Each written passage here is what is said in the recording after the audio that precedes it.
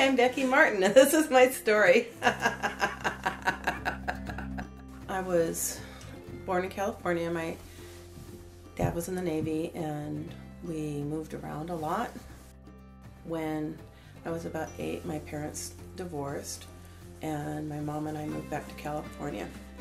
She struggled a lot with depression, so a lot of my childhood, early teenage years, I felt like I needed to take care of her.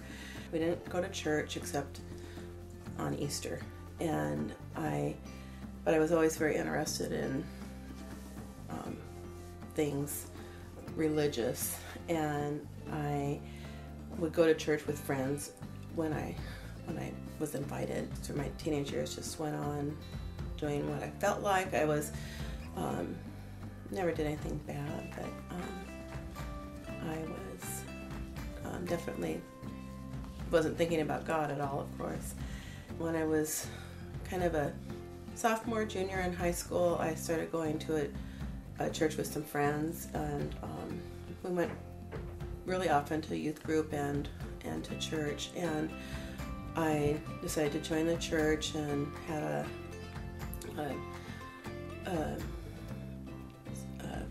kind of a splash baptism. And it wasn't anything that really changed how I was living or what I thought. I mean, God was there as part of my life on the edge. I moved up here when I was about 19 or 20. I had decided to get married with one of my stepbrother's friends. Fast forward a couple years later, I've got a 2 and a 4-year-old and still married, and my ex and I built a house together in a scheduled self-help housing, which is where you do have sweat equity to build a house. That first summer after we moved into our houses, all of us gals would get together and talk, and there was kind of a Bible study.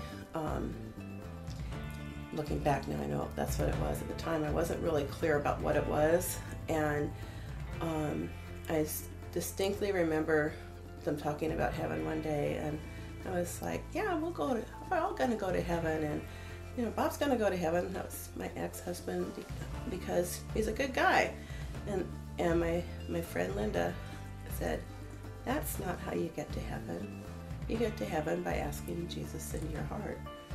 And I just had that, I knew she was right, and I felt that burning in my soul. And that night when I was in bed, I just said, "I want you in my heart, Jesus," and changed me. And we were just going along, and until one day my husband said he wanted a divorce, and so that was a big turning point. My mom became very sick. She'd been sick off and on my whole childhood, and she ended up dying about a year after my husband left. And when she died, my ex decided to fight me for custody. So I was dealing with Mom and fighting like crazy to keep my kids. About a year after all this happened,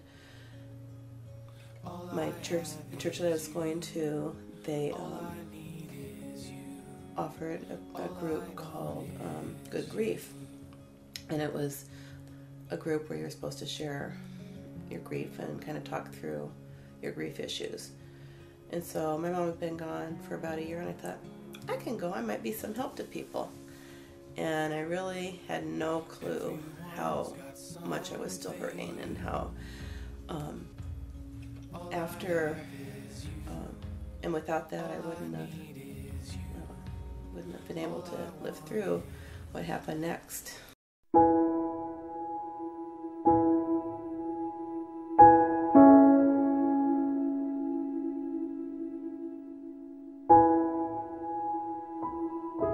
Now to Seattle, where 7 people are dead in what's described as the worst massacre in that city in over 20 years. 6 young men and women were killed. 1 is critically injured. I was working, I was enjoying my job, everything was going really well. And then one morning, Saturday morning, I woke up and I flicked on the news to watch before I went to exercise, and they were telling about a shooting that had happened in Seattle. I kept watching and I kept thinking to myself, this is silly. He's fine. There's nothing wrong. I called him after I got back from exercising, and it was just like uncontrollable tears. In my heart, I know that I knew something was wrong, but I was trying to convince myself otherwise. And so I called him when I got home, and I said, Jeremy, give me a call. I'm worried about you. I heard about this awful shooting on your street. I wanted to just make sure you're okay. And of course he didn't call me back.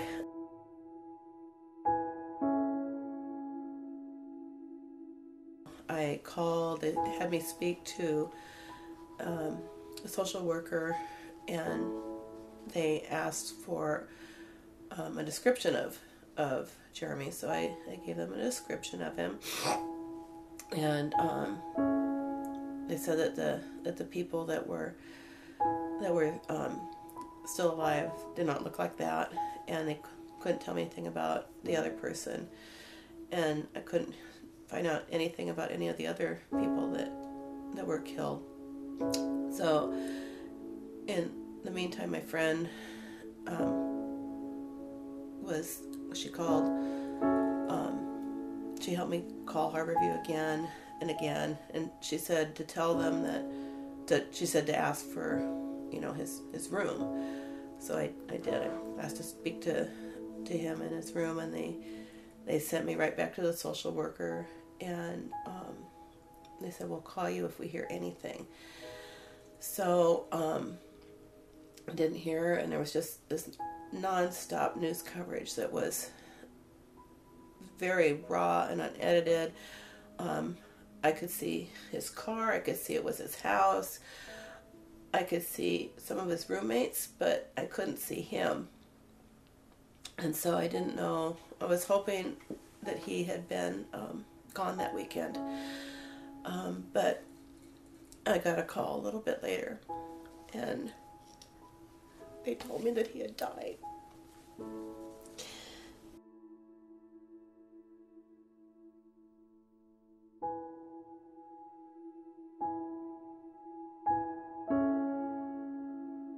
I started withdrawing after a while, and part of it I could kind of say I had an excuse because Katie found out she was going to have Elijah in May, right after the murders, and so we were, because she was still living with me, and she was very focused on that, of course, and I was too. It was we could kind of sidetrack our grief a little bit. And he was born on the 25th of November on a Saturday, and Jeremy was killed on the 25th of March, on a Saturday. And that was a nice healing piece for me. Saturdays became a better day, but because I was having trouble being close to God. I had the head knowledge of God didn't do this, God didn't cause this, God didn't want this, but my heart still kind of turned cold. And as kind of the next couple of 3 years went on, I went to church less and less. I stopped reading the Bible daily like I had. God just kind of got put on the back burner. And I kept telling myself, well, I'm busy helping Katie with Elijah, and God understands, but my heart was still pretty cold towards God. By the time Elijah was about 3.5, I read an article in the paper about a new church called Hillside. So we went, and